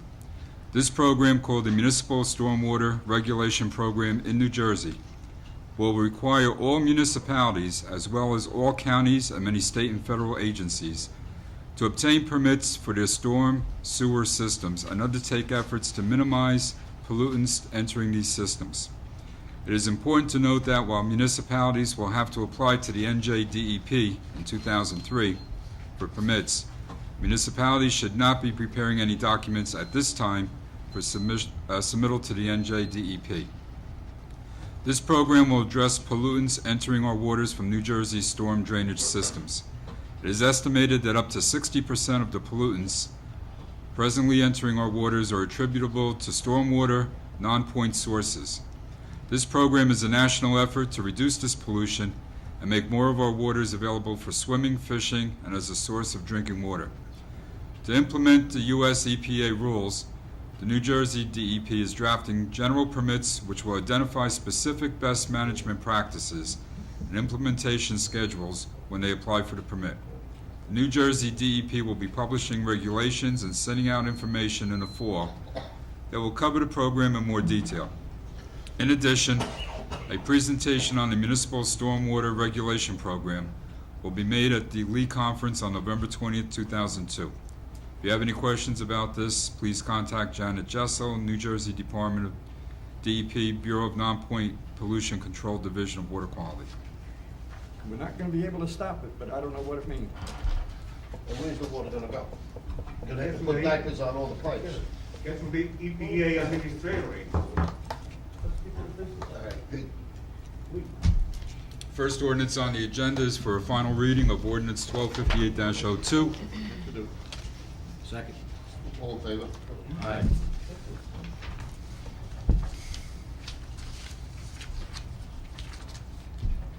The ordinance is an ordinance to amend and supplement the Code of the Township of Saddlebrook, to amend and supplement Chapter 196, Section 37, subsection D, entitled Schedule 4, Time Limit Parking, so as to include additional street designations. Motion. Second. All in favor? Aye. It's open now. Anybody wishing to be heard from the public? Motion to close. Motion to second. All in favor? Aye. Be it resolved by the Township Council of the Township of Saddlebrook that the ordinance entitled, An Ordinance to Amend and Supplement the Code of the Township of Saddlebrook to amend and supplement Chapter 196, Section 37, subsection D, entitled Schedule 4, Time Limit Parking, so as to include additional street designations, does now pass on second and final reading, and that the Township Clerk be directed to advertise said ordinance or title thereof in the press, together with the notice of date of passage of said ordinance according to law. So moved. Second. All in favor? Aye. Aye.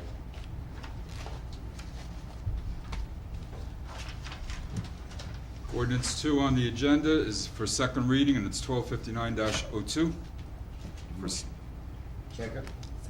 Second. Favor? Aye. An ordinance providing for the establishment or reestablishment, as the case may be, of certain fee assessments for the duplication of printed public records, the reimbursement of costs incurred for the compilation of same, and the promulgation of township forms to be utilized in connection with any request for the production of printed public records and any municipal responses to such request. So moved. Second? Second. All in favor? Aye. Public?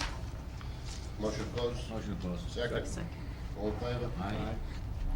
Don't make that notation, miss, I can't read it. Be it resolved by the Township Council of the Township of Saddlebrook that the ordinance entitled, an ordinance providing for the establishment or reestablishment, as the case may be, of certain fee assessments for the duplication of printed public records, the reimbursement of costs incurred for the compilation of same, and the promulgation of township forms to be utilized in connection with any request for the production of printed public records and any municipal responses to such request, does now pass on second and final reading, and that the township clerk be directed to advertise said ordinance or title thereof in the press, together with the notice of the date of passage of said ordinance according to law. So moved. Second? Second, all in favor? Aye. Ordinance 3 on the agenda is for final reading, and it's ordinance number 1260-02. First. Second? Second. All in favor? Aye. An ordinance to amend and supplement the Code of the Township of Saddlebrook to amend and supplement Chapter 82, entitled Construction Code Uniform, so as to modify existing schedule of fees pertaining to the issuance of construction permits, signage permits, and certificates of occupancy.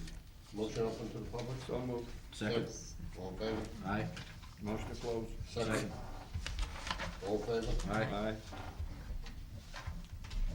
Be it resolved by the Township Council of the Township of Saddlebrook that the ordinance entitled, an ordinance to amend and supplement the Code of the Township of Saddlebrook to amend and supplement Chapter 82, entitled Construction Code Uniform, so as to modify existing schedule of fees pertaining to the issuance of construction permits, signage permits, and certificates of occupancy, does now pass on second and final reading, and that the Township Clerk be directed to advertise said ordinance or title thereof in the press, together with the notice of the date of passage of said ordinance according to law. So moved. Second? All in favor? Aye.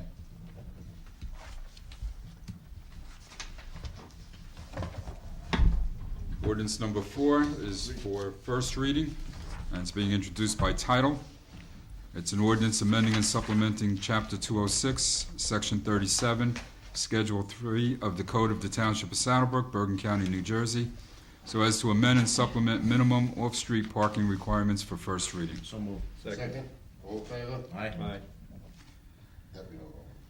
Be it resolved by the Township Council of the Township of Saddlebrook that an ordinance amending and supplementing Chapter 206, Section 37, Schedule 3 of the Code of the Township of Saddlebrook, Bergen County, New Jersey, so as to amend and supplement minimum off-street parking requirements heretofore passed on first reading, be further considered for final passage at a meeting to be held on the 10th day of October, 2002, at 7 p.m., or as soon thereafter as the matter can be reached at the Municipal Building, 93 Market Street, and that at such time and place all persons interested be given an opportunity to be heard concerning said ordinance according to law, with the notice of its introduction and passage on first reading, and of a time and place when and where said ordinance will be further considered for final passage. So moved. Second?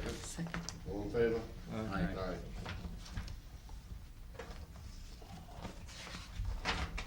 Ordinance number 5 is for first reading. It's ordinance number 1262-02. An ordinance amending and supplementing Chapter 206, Section 13.1, subsection A and B of the Code of the Township of Saddlebrook, Bergen County, New Jersey, so as to prohibit parking of trucks and tractor-trailers on Russell Lane. Motion. Second? All in favor? Aye. Be it resolved by the Township Council of the Township of Saddlebrook that an ordinance amending and supplementing Chapter 206, Section 13.1, subsection A and B of the Code of the Township of Saddlebrook, Bergen County, New Jersey, so as to prohibit parking of trucks and tractor-trailers on Russell Lane, heretofore passed on first reading, be further considered for final passage at a meeting to be held on the 10th day of October, 2002, at 7:00 p.m., or as soon thereafter as the matter can be reached at the Municipal Building, 93 Market Street, and that at such time and place all persons interested be given an opportunity to be heard concerning said ordinance according to law, with the notice of its introduction and passage on first reading, and of a time and place when and where said ordinance will be further considered for final passage. So moved. Second? All in favor? Aye. That's it, Arnold. That's it. All items listed with the asterisk is considered to be routine and non-controversial by the Township Council and will be approved in by one motion. There will be no separate discussion on these items unless a council member or members so requested, in which case the items will be removed from the consent agenda and considered in its normal sequence on the agenda. The one motion signifies adoption of all resolutions, receive and file letters, correspondence, reports, and approval of applications and minutes. Motion? John, I'd like to have Resolution 15 read separately, please. Sure. And I'd like to have Resolution 16 read separately. That's easy. The bills are off the consent agenda and that will be voted on separately. You said 16 and what else? 15, 16. To be read. To be read. All others, motion on? Motion. Motion, second. All in favor? Aye. Aye. The resolution to be read is Resolution 15, prepared by Councilman Sedekase. Whereas the Council on Affordable Housing, COA, was established by the state of New Jersey in the 1980s to establish reasonable low and moderate income housing units for each of New Jersey's municipalities. Whereas the spirit and intent of the law was to fill a need for affordable housing. And whereas the spirit and intent has, over the years, become a one-sided financial bonanza for developers who utilize a builder's remedy against municipalities when the developer is not approved for a particular project by municipality zoning and planning board. Whereas by using Mount Laurel, the law gives all power to developer, who then becomes exempt from density laws, infrastructure costs, educational costs, and emergency services. And whereas these same developers are allowed to sell one half of their share of affordable housing to other communities, thereby legally circumventing the spirit of providing affordable housing, and the units are then replaced with market value units, allowing the developer to additionally profit. Now therefore be resolved by the Township Council of the Township of Saddlebrook that it asks that the Governor and State Legislature revisit the laws pertaining to affordable housing, also known as COA, with the intent of making the laws fair to municipalities and units based on ability of the municipalities to provide the needed services to all residents. And be it further resolved that a copy of this resolution be sent to Governor McGreevey, the Senate Presidents, Speaker of the Assembly, Senator Joseph Caniglio, Assembly Persons Rose Heck and Matt Ahern, and the New Jersey League of Municipalities. Make a motion. Second? All in favor? Aye. Resolution number 16. Can I just make a comment on that, or if you don't mind? On Resolution 16, as a former Marine Corps vet, Mr. Cabrera, I want to say I served in the Marine Corps. We're a little different. We protected the Navy. But that'll open up a can of worms. Don't take that, Victor. But as a Marine Corps vet, I like to read this because this is so very important here to Saddlebrook that's coming up.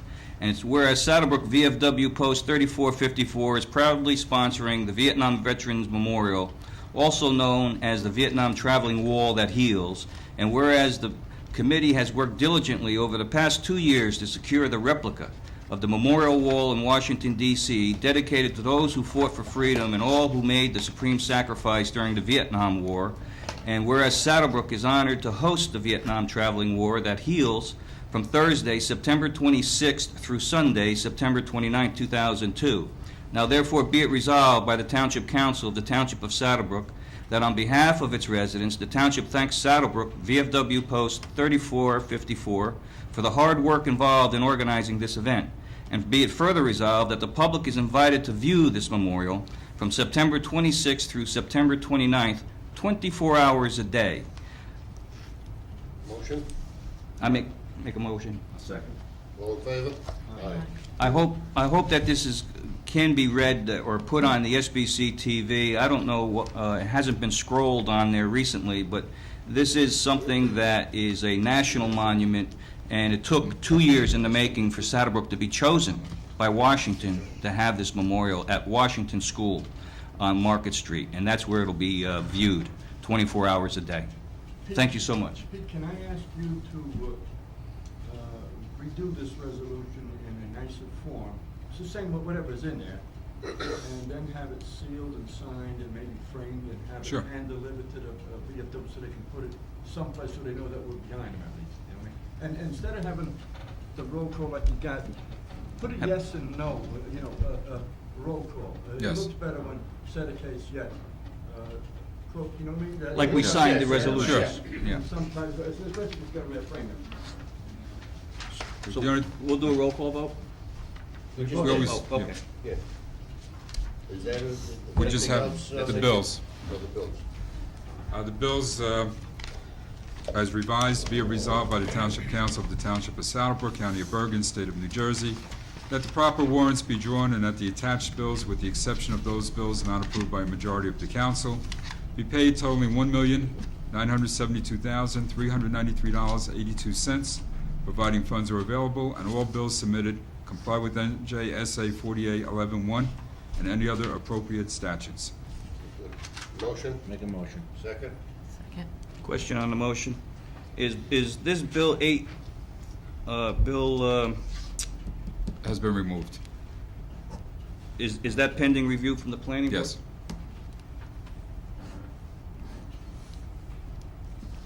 All right. All in favor? We gotta take a roll call vote. Oh, Mr. Dorminio? No. Mr. Sedekis? This is. On the bills. The payment of So- the bills. The bills. Let me make sure that we all understand, the lawyer's bills, we're talking about my bills, it's not being voted on separately. My understanding is it's being pulled. It's been It's been reduced. pulled completely. Right. Yeah, it's going to the planning board. Yeah. Yeah. It's been reduced by that Is there any amount. consideration of approving it subject to planning board approval? We're in the Or middle of the roll. considering it subject to This is the bill on the planning bills. board approval? Yes. I've never done that. Please, I don't want to pick on anybody yet. What happens if the zoning board or planning board says, I believe in this and that and whatever, then it creates a problem? I'm Continue with the vote?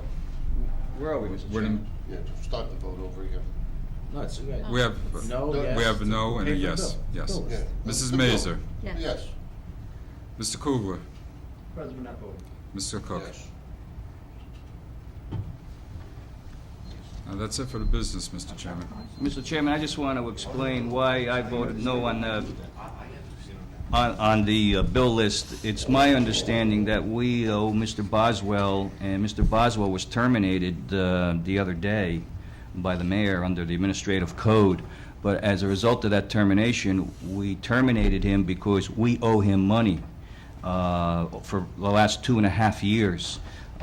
Which is a substantial amount of money in my calculations. I think that this is something that's very serious. I think that this council was not aware of that these bills were not paid. Certainly I wasn't until we started to dig into this situation with regard to Boswell's bills. So I'm very concerned that these bills are now outstanding that are eventually going to have to be paid next year. There's no money in the budget to pay for it now.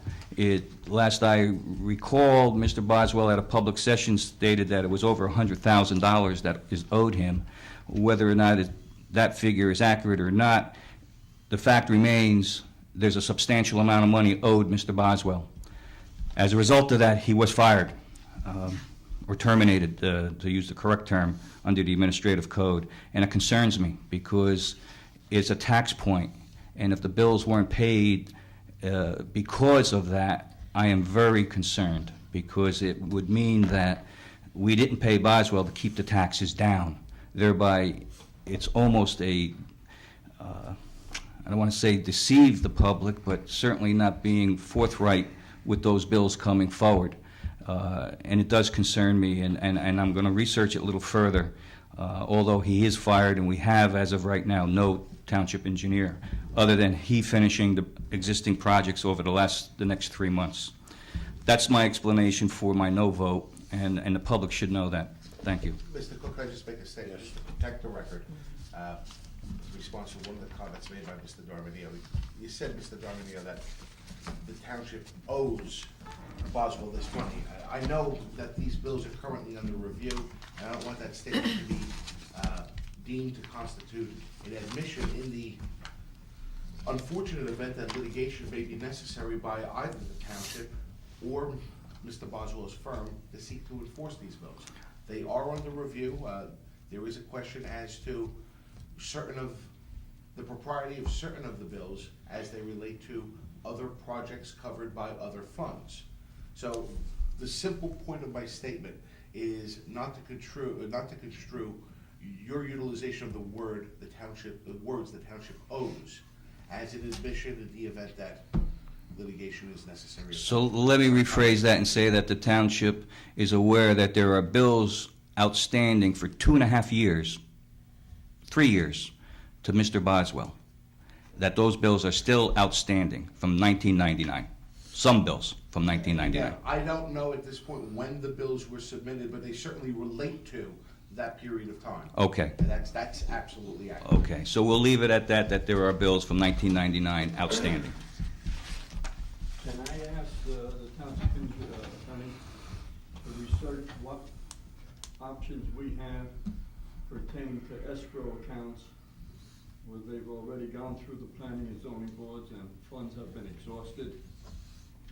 And Yes. certain people are Still owed substantial Yeah, sums of money, yes. I want you to tell us at the Yes, next meeting. and I can be happy to do that. Okay, And I can tell you now that the rules providing for those type of escrows are contained in the municipal land use law.